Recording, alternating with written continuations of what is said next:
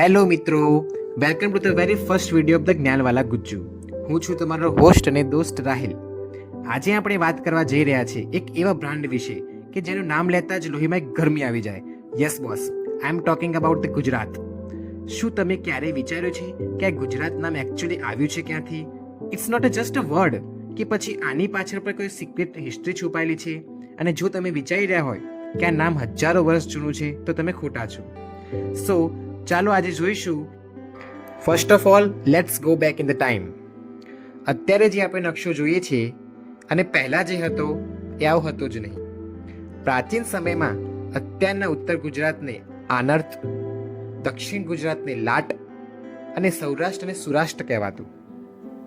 Believe it or not, આપણો પ્રદેશ અલગ અલગ ટુકડામાં વહેંચાયેલો હતો. So basically we were the collection of the different region. તો પછી ગુજરાત કનેક્શન આવ્યું ક્યાંથી? સો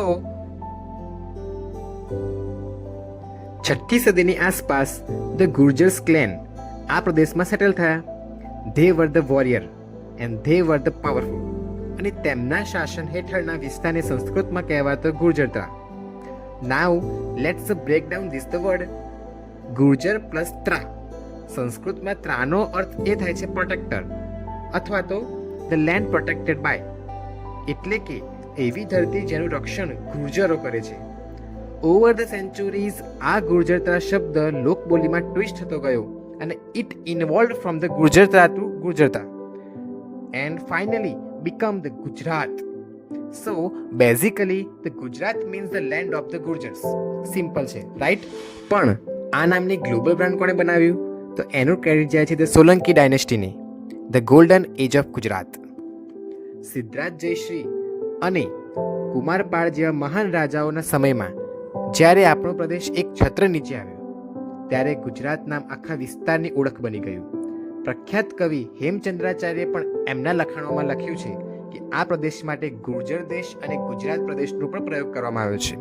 એટલે ભાઈ, આપણું નામ ખાલી નામ નથી, 1000 વર્ષ જૂનું વધુ જૂનો એક બ્રાન્ડ છે. તો દોસ્તો, હવે જો કોઈ તમને પૂછે કે ગુજરાત એટલે શું, તો કહી દેજો કે આ એક શૂરવીર અને ગુર્જરોની ધરતી છે જેમણે સદીઓ સુધી આપણા દેશની રક્ષા કરી છે. સો દોસ્તો, આ હતું આપણા ગુજરાતના નામ પાછળનું 100% વેરીફાઈડ ટ્રુથ. જો તમને આ માહિતી કુલ લાગી હોય તો hit the like button right now. તમારા ફ્રેન્ડ સાથે આ વિડીયો શેર કરો અને એમને પણ જણાવો કે આ રિયલ હિસ્ટ્રી. અને કોમેન્ટમાં લખવાનું ભૂલતા નહીં, જય જય ગરવી ગુજરાત. અને હા, આવા જ માઇન્ડ બ્લોઈંગ અને ઓથેન્ટિક ઇન્ફોર્મેશન માટે હાલ જ જ્ઞાનવાલા ગુજ્જુને સબસ્ક્રાઇબ કરવાનું ભૂલતા નહીં. Keep learning, keep sharing. મળી આવે નેક્સ્ટ વિડીયોમાં એક નવા ટોપિક સાથે. ત્યાં સુધી જય જય ગરવી ગુજરાત.